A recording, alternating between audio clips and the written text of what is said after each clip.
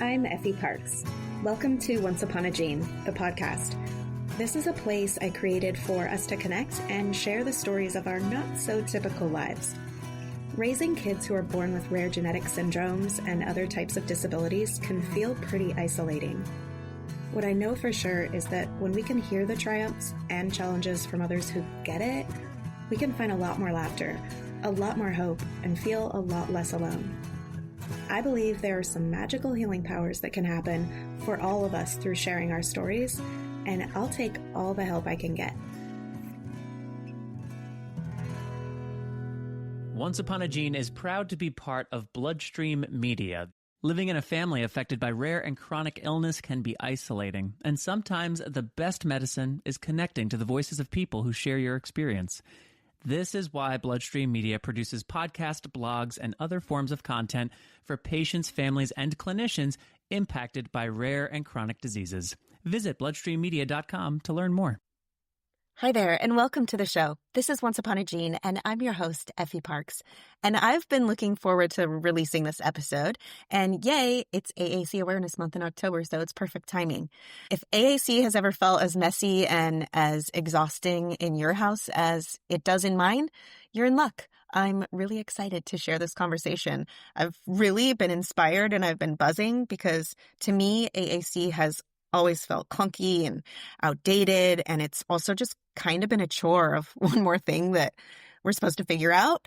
But I'm telling you, today, there is hope, obviously, from Once Upon a Gene and my special guest. She's a mom, she's a mobile app developer, and she built something called Q Voice for her daughter, Quinn. And it started out to just make communicating more easily and ended up turning into the smartest, most human AAC approach that I believe is out there. She uses real-world symbols and GIFs that actually make sense, playful wallpapers that teach context, jokes, which Ford loves, and scripts that invite peers in, which we all know is so important and really, really difficult to accomplish. So I hope you enjoy my conversation. I hope you're inspired. I was definitely lit up again about AAC as Ford's mom. I'm going to leave a bunch of links in the show notes for you to get a hold of her. So if you're a parent, a teacher, an SLP who's ready or excited for AAC and doing it different and maybe more simpler and more fun, you're going to love this. And there's also a free way to try it and free licenses for communication specialists. So she's really put a lot of genuine thought and effort into this. So please welcome my wonderful guest, and please enjoy our conversation with Lana Marcuccio. Hi, Lana. Welcome to the podcast. Hi, Effie. I'm so excited to be here. Yeah, I'm so happy you're here too. You know, most of my friendliest faces I find from Instagram, and I know that we've been chatting for I feel like a couple years now. Mm-hmm. And maybe even trying to get this episode off the ground for almost just as long. So, you know, things happen right when they're supposed to. I believe that. And Yes. Today's the day. Yes, agreed. Yeah. Well, tell us a little bit about yourself and about Quinn and what makes her awesome and what her communication journey's been like so far. Okay. Well, Quinn is 11 years old. She's my middle daughter. I have 3 kids, a boy on both ends, and Quinn is in the middle. And yes, Quinn is a girl. Every time I get a phone call from a provider, they're always referencing her as a him. And that's how I know whether they've read her file or not. And she has epilepsy as well as autism. She had her epilepsy diagnosis when she was 2. And we noticed delays before that. My hunch is she's always had epilepsy. We just didn't know what we were looking at. But she was referred to early intervention at 1. The doctors finally believed me when I said, this one feels a little different. And then we've just been really pushing speech therapy ever since then. She didn't say very many words, and we know how important communication is. So we've been pushing speech therapy, just trying to get as many hours as we can for her. And then right around COVID was when we stopped, we homeschooled, and we really took on homeschooling in the most intense way. With the direction of a speech clinic, they helped design a program, and we had speech therapy 2 hours a day and really just hit it home, trying to get her word count to be as high as possible.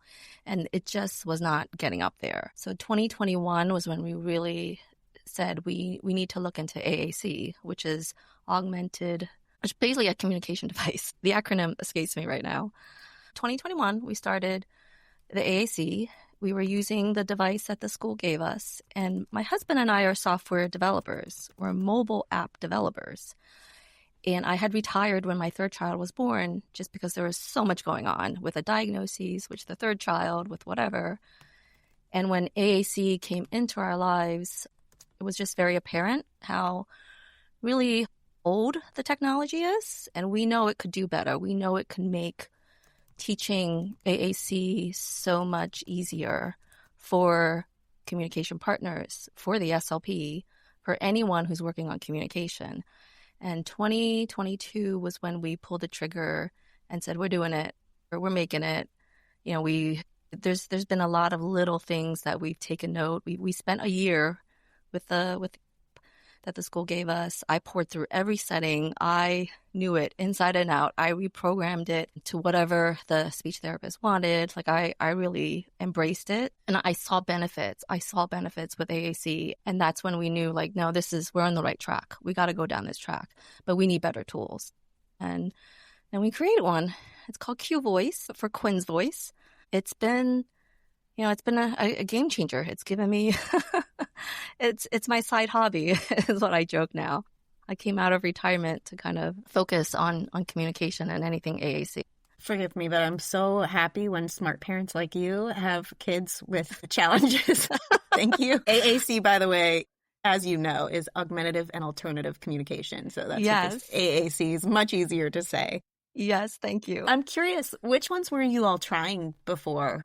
We looked at Proloquo to go is what the school gave us. I reprogrammed it. My speech therapist at the time was really into LAMP. So we took a look at that, and I reprogrammed Proloquo to act like LAMP. But Quinn has cognitive delays. She doesn't understand verb conjugations and pluralizing words and nouns. I mean, we're just trying to teach her nouns and verbs and prepositions even. So I felt like with LAMP, there was a lot of wasted real estate that she may or may not get to use. And I wanted to make a device that was smart enough to grow with her when she's ready for that stage versus masking the whole row, what she won't use. And those were really the two that I explored before we went on our own direction. Yeah, we started with Proloquo, then we went to Touch Chat, then we went to LAMP, and now we're back to Touch Chat. Still none are perfect for us. What frustrated you most about all of the options? Was it the intellectual disability aspect of it, that she couldn't form all of those grammatical things? Was there anything else that these apps aren't offering that you really wanted to integrate into it? Yes. For one, Quinn didn't understand stick figures. So that was from the get-go. Oh, interesting. When there was an icon that had 2 stick figures versus 1 stick figure, she couldn't tell the difference. And I can't remember which the icons it was, but I think one of them was like swing or push, like a stick figure pushing another stick figure on a swing. And then the other one was like hello with a stick figure like waving, something like that, where to me it was very obvious, but it wasn't obvious to her. And the SLP was the one that pointed out. She was like, oh, I don't think she can tell the difference. So then I went through all the buttons and redid it. I think another thing that really bothered my husband is he couldn't tell when it was a button versus a folder, meaning it'll open up, meaning it will change. That bothered him really badly. That was the first thing that he had fixed. It didn't bother me too much because I think I just know like this button will open and this button will actually talk. It's something that, because we're software people, we can tell a difference between a folder and a file. It has to be very obvious. The editing, I thought, was very clunky. With Proloquo specifically, there were times when I would remove a button and the whole folder would resort. And that bothered me to no end, because that should never ever be a feature, much less part of the design. And then I don't know. I think because we knew we had control, the appeal of controlling everything was just too high. Oh, the data collection. I think that was the killer at the point when we created Q Voice. That was the killer. we needed more data collection. We were surprised at how little data collection the apps had. And if they did have data collection, it was, install this third-party app, then download the data, then upload it, then wait for, I don't know, an hour for it to analyze. And then you get to see how many verbs did she choose, how many nouns did she choose, and all that other stuff. And it didn't make sense to us, not in the 21st century. Yeah. This is not the year 2000. That's such a good point. And I didn't even think of that. And I never even took the effort to figure it out because everything is so difficult, in my opinion, with these apps.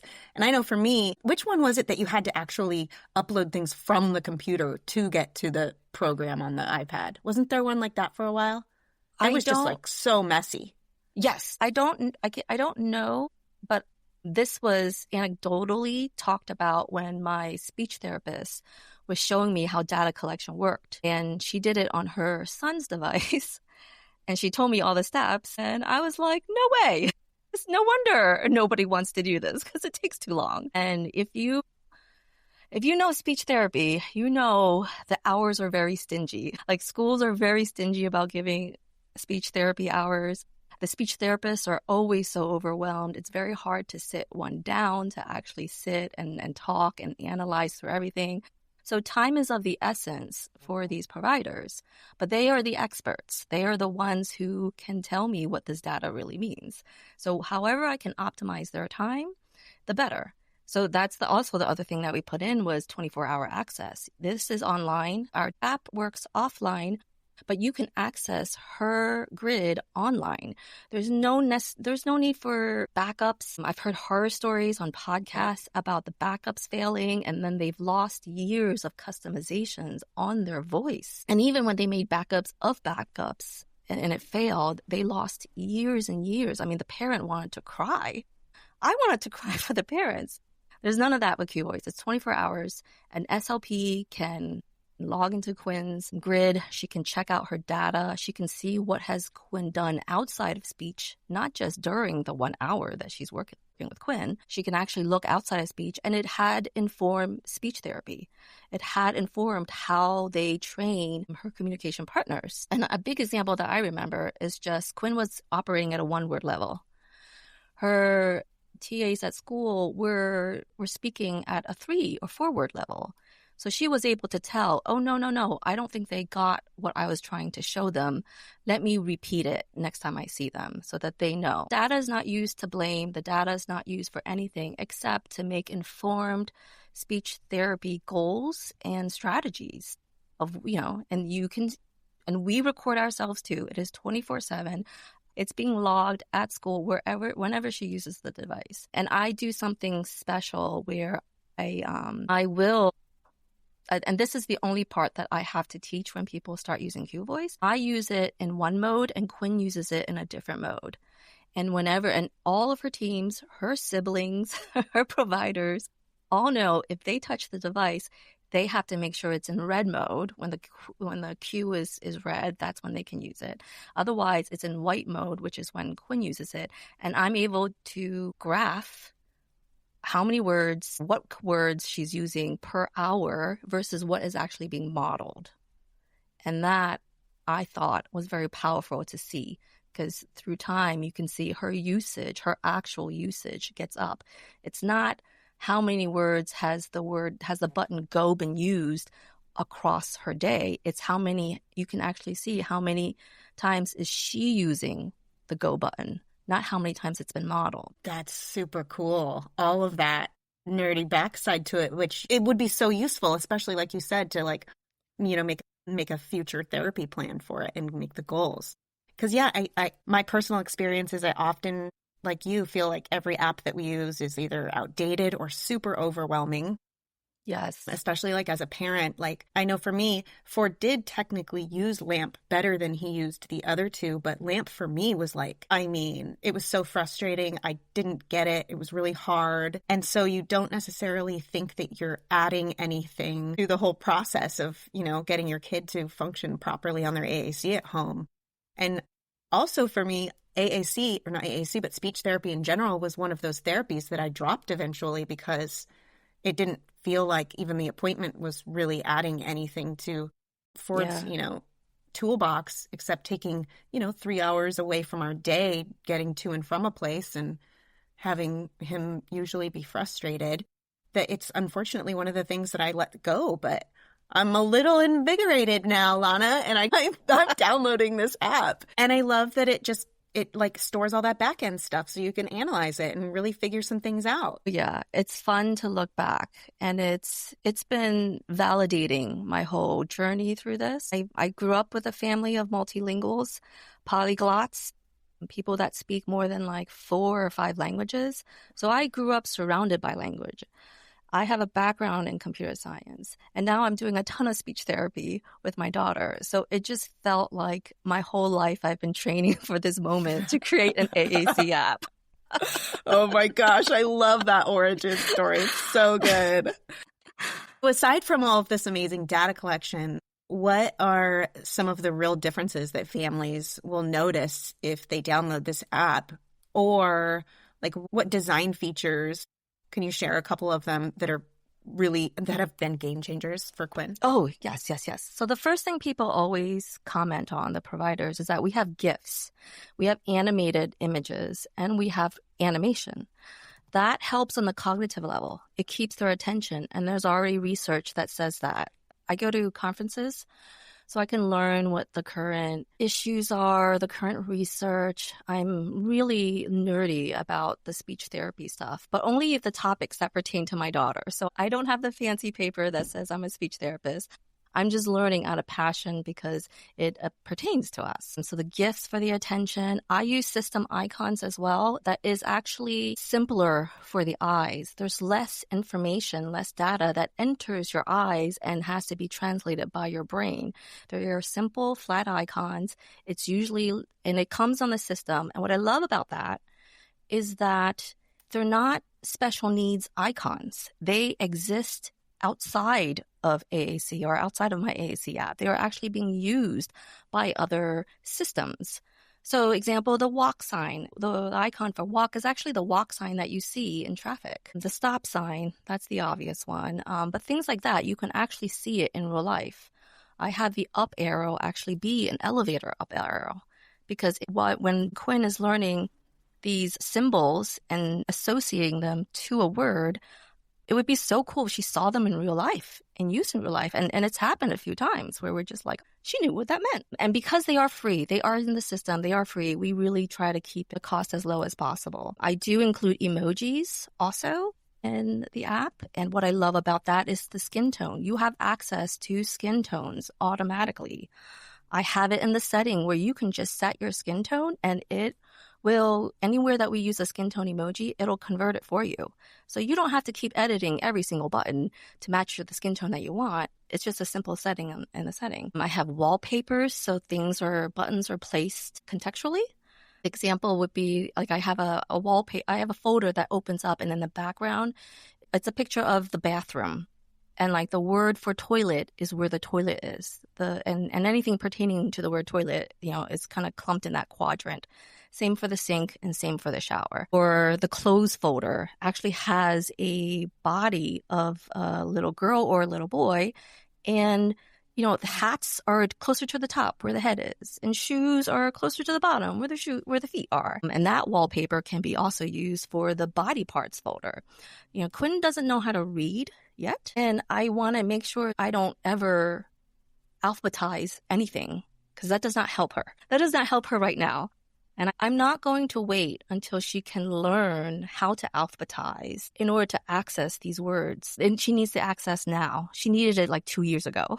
So let's speed it up. Widgets. I'm also creating these little, I call them widgets. They're basically little software pages to target some learning. So an example is a jokes widget. Telling a joke is a very great social interaction. There's a lot of reciprocal back and forth. So I pre-program jokes, and anyone can add their own jokes. But it has a window that comes up with 4 buttons, and you can just go through a knock-knock joke. And Quinn has that back and forth. She's able to tell a knock-knock joke. She can wait. And then she knows at the very end, there's a punchline, and everybody cracks up when she gets to the punchline. And here's the beauty of me being a software developer mom watching this. When I first created it, my SLP was very excited about it. But Quinn figured out, hey, if I hit the last button, everyone laughs. So I'm just going to hit the last button. I don't care about button 1, button 2. So then I add coaching where I force her to wait. There's a dialogue that comes up that says, please wait until it's done speaking. And then it forces her to tap on the second one. It's showing sequential order. It's forcing the wait time. It's forcing her to go through the sequences. And at the end, she can tell a joke. I've brought Q Voice into her classroom. I pull 2 or 3 kids, whoever wants to hang with Quinn. I give them all the iPads. I open the jokes widget, and everybody has a chance to. Everybody goes around and tells a joke, and they love it. They think it's hilarious. These are dad jokes. These are jokes I actually asked in my mom's group. I was like, hey, I'm looking for corny jokes that elementary kids will enjoy. So keep them clean.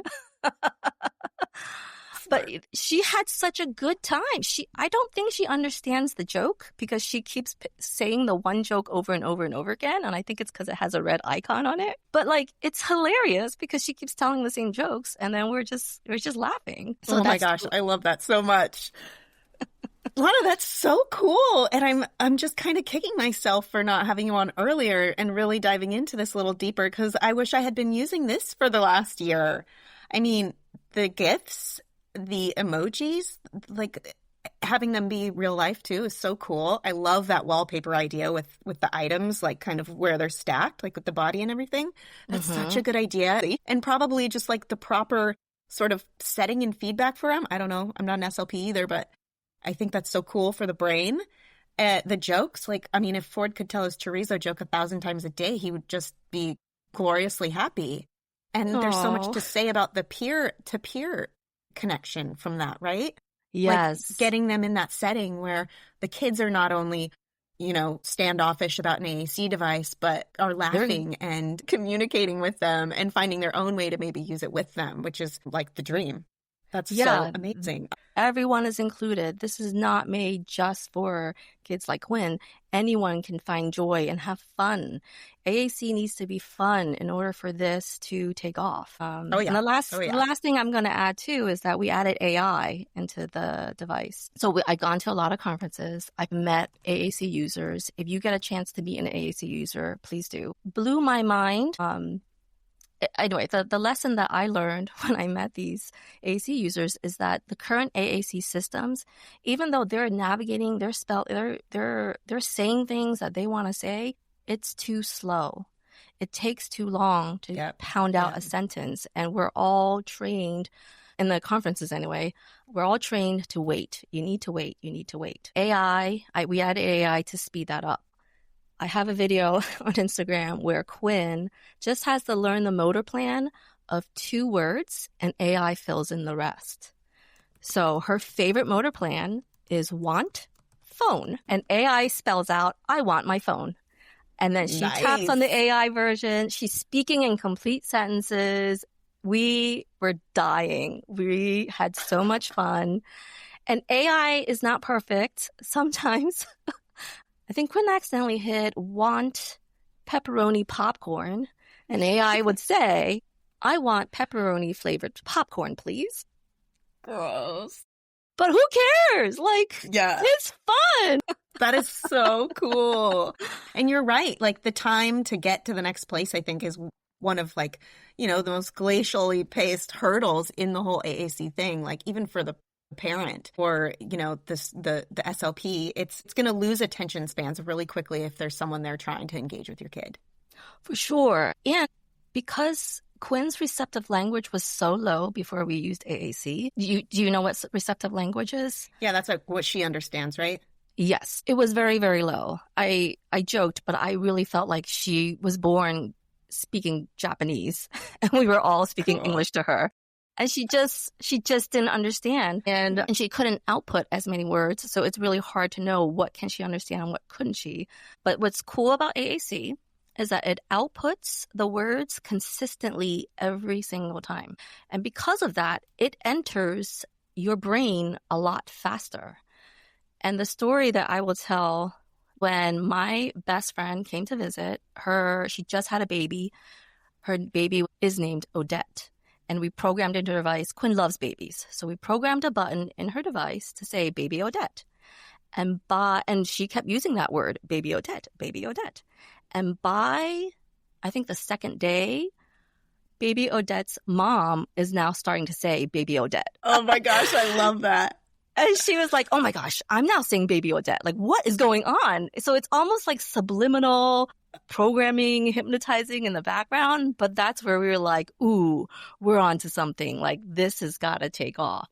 So, but that's what happens in real life too, even with people Yes. talking, right? Like, I mean, there has been like a circle of people who would call me Miss Effie. And then all of a sudden, everyone over the years called me Miss Effie, right? Like people hear those things and they just grab onto that jargon, right? For sure. But for kids with cognitive difficulties or delays, it's even harder for them because they can say, Miss Effie, Miss Effie, Miss Effie. Like there's so many tones, volumes, there's so many different factors that it really takes a while for them to match that these words, these exact words are the same words because there's different tonal differences.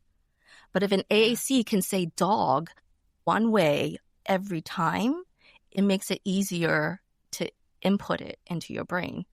And another example would be if you've ever tried to learn a foreign language. And if you meet someone that speaks the same foreign language, but they have an accent, it's harder to understand them because you never heard that word, that language spoken in that exact accent before. It takes a minute. So I think my theory is that was how Quinn's early days were, is she just couldn't figure out the pattern. She just couldn't make the connections and learn language the same way a typical kid would. Mm-hmm. Oh my gosh. It's pretty How cool. Fascinating. It really Pretty cool. is. So cool, Lana. I'm so happy you made this. So for parents or SLPs listening, what does it look like to start using Q Voice at home or at school or in the clinic? Like, is there a training program or support built into the thing? We are, Q Voice is free-ish. It's free to use. So you can go to Q Voice, aac.qvoice.app on your website, and it's free. You can download the app. It's free. But if you want to make modifications, that's when you have to create an account, and that's when you actually have to pay.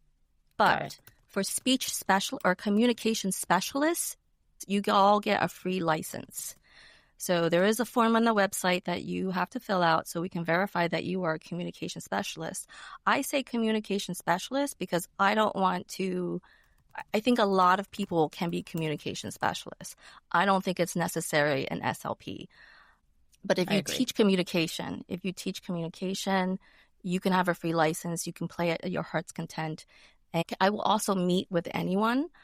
You can sign up for a session with me, and I will walk you through it. And whatever you need to get started, I will help you.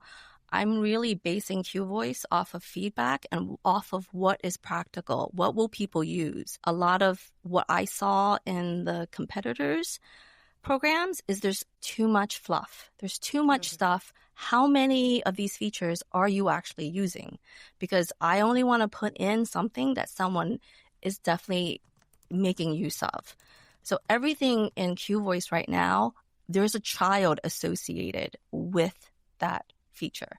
It was not put in willy-nilly. Actually, I might be lying. There might be a few things I put in just to kind of see and test it out. But like if it's not working, I take it out. It's all about, they call it dog fooding in the software world. You eat your own dog food. You create your stuff, you use your stuff, and you decide whether it's good or not. And that's how you make a good product, in my opinion. The research is out. Parent involvement is key. It is so, so important to AAC success. The AAC device abandonment is very high. They talk about that in the conferences, and they need parent involvement. And you know how you get parents to be involved? You make software that's easy. That doesn't feel complicated. I bring up the example. If my dad, who doesn't speak very good English, can figure out how to post on Facebook or order an Uber Eats meal on his phone, he should be able to use AAC. I agree. That's the sign of good software. It shouldn't be amazing. complicated. Wow. Very cool. So if I call Ford's SLP at school and she downloads the license to it, how does that help your business? Does it help your business, like financially, to get this free license for Ford to try it? She downloads it. Do I also get to use that same program for our AAC at home with her? Yes. She can download it. She can give you access. She can give, and then you can download it too. And you can, it's all linked by email. She'll get a free account. She will likely create one for Ford. He'll probably be the test subject. And then she can give you access to that free license. If she wants more free licenses, she can pay for it, or she can have the parent pay for it and give her access. This is the current model, but we are open to suggestions. AAC world is quite established. So we're doing what we can to not make the pricing model very different, because districts have their own pricing. They have their vision of how AAC should be paid for. They only want to pay for like lifetime subscriptions or lifetime licenses, which is something that we created for one district because we didn't know that is typically how they pay for it. So we do have a lifetime price. We have a monthly price if you just want to try it out before you commit. And in the future, I do want to provide a scholarship program. Anyone who cannot afford an AAC, I'd like to help. I'd like to do, to me, this is so important. Communication is so important. And to have anyone, adult, child, not have access to a communication device, it breaks my heart. So I've heard enough sob stories from SLP friends of mine that we're going to do a scholarship at some point when we get enough of a following. At this point, I think we just want to get the word out. We want to let people know that this is out there. This is thoughtfully designed. I can back up every feature that we put in, and we have research. It's backed by research as well. And it's funny because we made it and then we found the research later. And they were like, yep, I told you. And then we linked it. I love it. It's all intuitive. It all makes sense. And of course, the research will back it because it just makes sense. Like the use of animations, the use of parent involvement, the wallpapers and the contextual wallpapers, personalizations, like all that, it just makes sense. I want it so that someone can look at the AAC device and be able to tell, this is Quinn's device, and this is Joe's device. It's personalizations in there, meaning it's not Q voice. When you open Q voice, there's a Q at the top left, which is the menu. That's how you access most of your functions. You tap and hold the Q, and it shows you the menu, and then you can get most of the advanced functions. The Q is customizable. It's not just Quinn's voice. It can be E's voice. It could be F's voice. It could be anyone's voice. I want it so that it can be personalized for the AAC user. The background color wallpaper, the first page that comes up, is customizable. For Quinn, it's purple because purple was associated with epilepsy. But if your child or the favorite color is green, make it green, and the whole app is green. Like really make it their own. Make them want to use it. Yeah, that's really special. And it's clear you've worked smarter, not harder. And having the expertise too of not only your background as a software developer, but as Quinn's mom, right? And someone who's literally actively doing the research every day, all day in your own life is a real testament to probably how amazing this product is. So I'm excited to use it. Real quick on the images, is it possible to upload real photos of like family members? Okay, absolutely. Cool. That's one of my favorite things. Okay. And so how would you recommend, I guess, even just as a mom, but also, I guess, as a professional developer and with this product, how do you recommend us bringing this up to our speech therapists at school who are most definitely going to give us pushback because they don't want to try something new anymore because they just have a rhythm and they don't want to teach all the teachers and all the kids and it's a lot, they're busy. How do you recommend we sort of broach that and really get them to, give it a shot without really stressing them out? Or is that just going to happen? And then we have to be annoying. Yeah. I feel like that's a rare mom's journey to push things. Okay. But I will say, parent involvement is number one. If this is a good school and a good speech therapist, they see the passion behind you. If they see that you are all in, they will use it, because that is most of the battle, is to get parents to actually use their device. So, it's unclear. I'm marketing right now to providers. I've been told many times I'm a different mom. I'm not your typical mom, and I programmed my own daughter's AAC device. So yeah, I get that. So I'm not your typical mom. Got it. I feel like a lot of parents, especially when you got the diagnosis and you're just starting out and you just don't know, I feel like they're going to rely on the specialist and the provider's advice. So that's why I'm marketing to providers. But I think the reverse can be true. If there is a parent that's gonna be dedicated and push through, I think that can inspire the SLP to say, hey, let me give this a try. It's free to use for me. It's not going to blow our budget. Let's give it a go. Yeah, so that would be my advice. It's on my to-do list. I really want to start a parent AAC support group, because parents need support for this. And it's not a support group for just Q Voice. I want to make a support group for all AAC. I met with a couple AAC moms, I think last year, and we went to Target. And we had the AAC device out. And I was showing them, this is how I got Quinn to learn about shirts and pants and hats and whatever. Like, we're not buying anything at Target. We're just walking around. She's in the cart. She's not moving anywhere. And the cart handle makes a perfect spot for the AAC. And we just walk around. And if she wants something, she needs to label it. And then I get it for her. So it's natural. It's fun. Who doesn't love a Target run? Like, I want to inspire parents on how to integrate AAC into their life. And it's not an easy change. It's very similar to if you had a deaf kid and now you have to learn sign language. That's the mentality you have to take. You're going to have to sit down. You're going to have to learn the language. But the benefit is with AAC, you don't have to teach anyone else to use it. If you just use it and you teach your kid to use it, your kid could communicate to the grandparents. So it's an even easier, I feel, hill to go over, because the investment just starts at home, and then it could spiral outside of the home. I really needed that pep talk. Thank you. Thank you. I feel so brave right now. I'm totally going to start doing this again. I'm actually waiting for Ford's new AAC device to come. So this will be the only one I download. I still want my money back, Prolico. What a ripoff.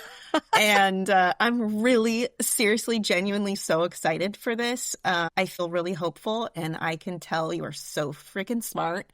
And I love the AI component, and I look forward to seeing like how that even sort of progresses on the app. And I'm so grateful to you for making it. And it sounds like Q and your entire family have really, really dedicated yourselves, and she's come so far. I can tell even just in the videos I've seen. It's so cool. And I'm really thankful to you for putting this out there, because again, it's been really clunky and really difficult, and it's the only people who've been losing are our kids. Yeah. And thank you. This validates me. Well, I'm seriously so excited. I have tingles. And we are, I mean, like you said, we're very dedicated. So any feedback, negative, positive ideas, any like, oh, it would be so cool if, like, let us know. We can look into building it for you. So the SLPs that we work with closely, they reach out to us all the time. She had one kid who had Down syndrome who couldn't articulate. So he could speak, but no one could understand him. He loves this Pledge of Allegiance. And she was like, can we create something where I can give him the Pledge of Allegiance? So I changed the jokes widget to be a scripts widget so that we could say the Pledge of Allegiance. And he could say it in the morning news, like when they put it in the loudspeaker and whatever. He could go into the room. And Quinn can even say the Pledge of Allegiance now. And you know, we converted that widget to be, instead of jokes, into be a script widget, because it can also be adopted for prayers. It could be adopted for words of affirmation. So these are ideas that I live for at this point. Like, how can I make your job easier? How can I make speech even more fun? How can I help? And I understand not everything can be solved by technology, but if it can, how can I help? I'd love to brainstorm. Anyone who has that drive, please reach out. I'm all in. This is what I live, what I live, eat, and breathe in. I can tell. I love it. And oh my gosh, my eyes just got all watery thinking about the Pledge of Allegiance. And what a good idea for like the prayers or whatever scripts.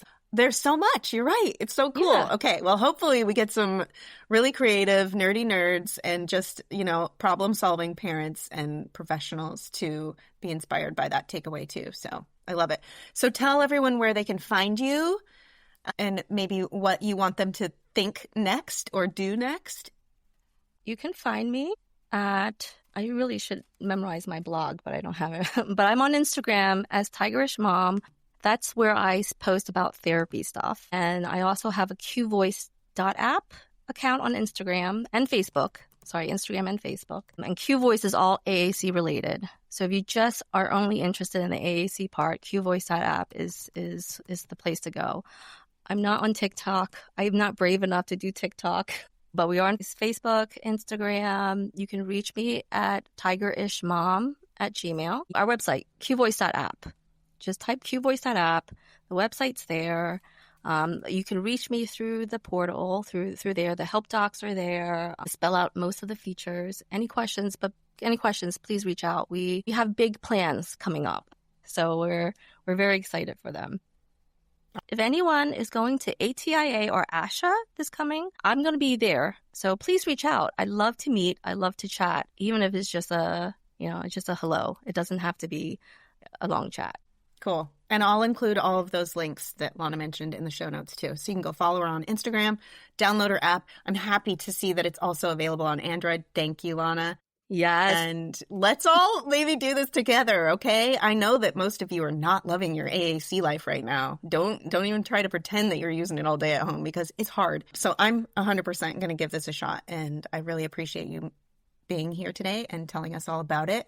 And I wish you the best of luck. And again, I'm really looking forward to seeing how this works for Ford and any of our friends listening. So thanks, Lana. Thank you, Effie. Thank you so much for having me. I hope you've been enjoying this podcast. If you like what you hear, please share this show with your people, and please make sure to rate and review it on iTunes or wherever you get your podcasts. You can also head over to Instagram, Facebook, and Twitter to connect with me and stay updated on the show. If you're interested in sharing your story, or if you have anything you would like to contribute, please submit it to my website at effieparks.com. Thank you so much for listening to the show and for supporting me along the way. I appreciate y'all so much. I don't know what kind of day you're having, but if you need a little pick-me-up, Ford's got you.